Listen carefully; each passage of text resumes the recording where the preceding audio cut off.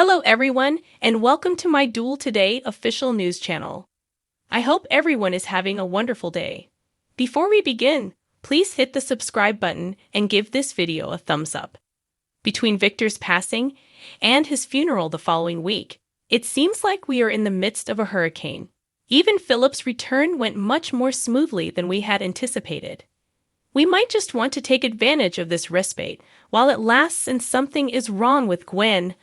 Leo and Dimitri are poised to blow up, Sarah is about to burst, and Dick Van Dyke's presence threatens to hit far harder than we could have ever imagined. Kumbaya and Kyriakis. So, two significant confessions halted by labor pains. That is very Salem. The distinction is that, while I believe Sloane was initially more eager to confess, I have a hunch her secret will eventually come to light when she least expects it. Although Sarah seemed more hesitant, I believe she will eventually tell Xander everything, unless E.G. truly persuades him to join that awful kill Ava plot. However, Xander has changed since she left, as evidenced by his response to Chloe harboring Philip in their house. And Sarah is becoming more and more interested in that. We should end this Rex romance sooner rather than later, because saying, "I can learn to love him," is a definite way to enter a disastrous marriage. Not that I disagree with Chloe and Belle's call to show some compassion, but is Brady's fury really misguided? Sure, Philip was mentally ill, but as he noted, doing time and receiving care are the purposes of Bayview. From a plot perspective, there isn't much value in punishing him because doing so would place him in jail or prison, and Philip has already had a long leave. However, just because he received assistance doesn't mean he shouldn't go through the legal process. So be it. I like Rachel so much better with the Dimeras, so how about we put a stop to Brady's scheme? Brady believes that acting nicely will help him win Rachel back. Deal out? Paulina is acting just how I anticipated she would become mayor. She is imposing the law, letting everyone know that she is in command, and she will be in charge of making things happen. I'm delighted for her to have this function if they don't plan on turning her into a powerful businesswoman in Salem, though I'm still a little concerned about what this implies for Abe going forward. If he does, John, Steve, and he might be White Patch Carver, Black Patch Carve. Let's discuss that a little, I don't know. However, the who'll be the next commissioner drama has already come to an end, and the status quo has been reinstated. I was even beginning to like this carefree ref. Jada had my full support.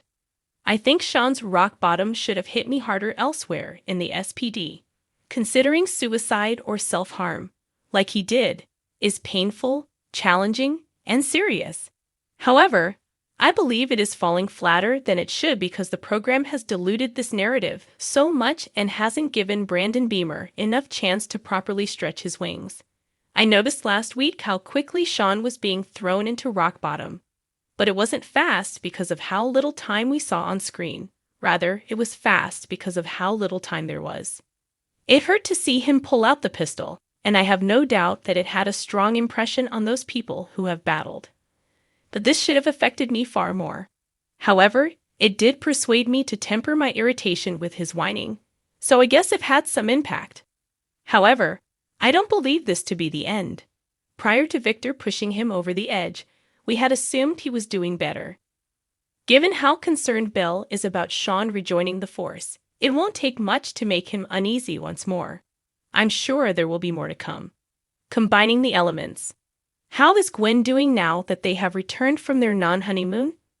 She's changed her attitude, and all of a sudden I feel like she knows a lot more than she's been letting on. Did she figure anything out on the flight? Simply too many coincidences, perhaps. Has she understood what's going on all along, and she's just sick of being foolish and irritated by how dim Dimitri and Leo find her to be? I have no idea what's happening, but I like this change a lot. Clearly, this story's conclusion is at hand. Leo's drag turn was sweeter than I believe we anticipated, especially when we saw that he and Dimitri loved one another. But there's no way this can continue now that Stefan and Gabby know what's going on. However, they are attempting to portray Dimitri and Leo as the victims who were compelled into an improbable circumstance in order to be together. If they had included Gwen from the beginning, offered her a share of the fortune, and voluntarily assisted her best friend in being with the man he loved in the face of traditional standards, it might have worked for this scenario. I truly wish Leo and Dimitri's love didn't feel so self-centered, but it does. However, I suppose it is in character for those two. Who is the father? Funny how when Dick Van Dyke entered, my first thought was, oh, he fits in just fine. It's far softer than, say, Alex ever was, but I'm not sure whether he needs to hit on everyone he encounters. Fun fact, his real wife is the police officer he was flirting on. But we can all agree that he will ultimately prove to be John's father. The conversation with Marlena about her husband, also named John, who we know also lost memory of who he was, and the fact that he was in Salem to find his long-lost son sealed the deal.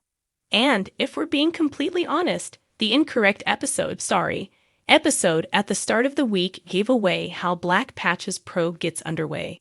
Regarding this, I'm torn. On the one hand, Halt rewriting John's origin tale. However, does anyone genuinely enjoy that yodeling material? No. Let's make him a better dad, all right? Simply put, it would be good if John could somehow be more connected to Salem.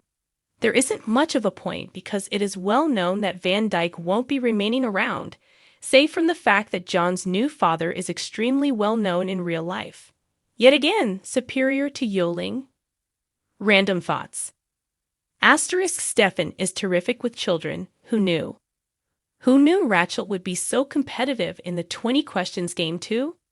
No lawyer, LGBT plus ally Renat, would simply throw his entire profession and means of support into the wind over this. I appreciate you not letting Leo's act fool him. Even Days of Our Lives would not have been able to handle that absurdity. In the most recent Days of Our Lives teasers, Salem comes together to mourn the late Victor Kiriakis, bringing about the day we've been dreading. 2 of those he left behind will leave the city in the meantime to look for answers. But what they discover will surprise them.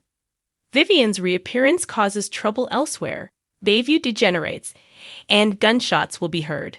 To learn more, continue reading.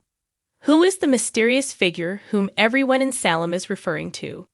Marlena is hoping that John and Steve will be able to assist her in figuring it out. A fairly strange job offer is made to Xander, and it comes from the last person he could expect. It is impossible to ever assume that Marlena won't provide a hand to anyone, especially if she decides to collaborate with Ava. Brady struggles to determine how to react appropriately to Theresa's return.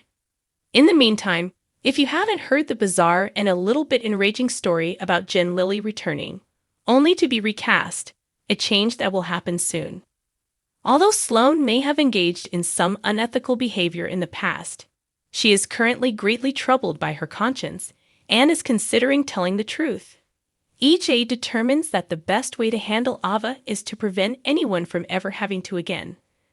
But will he actually get rid of her? When Chloe and Nickel cross paths, things are likely to get tense because they have a lot of history together, most of which involves their affections for Brady. Speaking of complex emotions, Sarah is having trouble dealing with hers towards Xander now that they are once again in each other's spheres of influence. Although Harris tries to assist Ava, things don't turn out the way he had anticipated, particularly in Salem. In fact, as a result, they both find themselves in a terrible situation.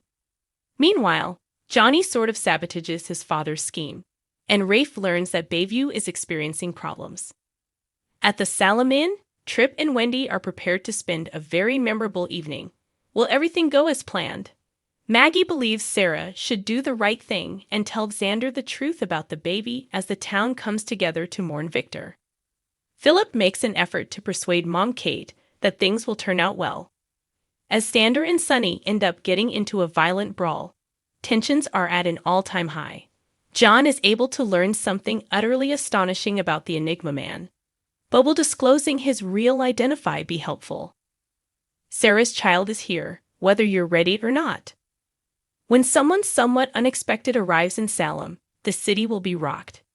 Thanks for watching. If you like this video, so please don't forget to subscribe my channel and don't miss any updates.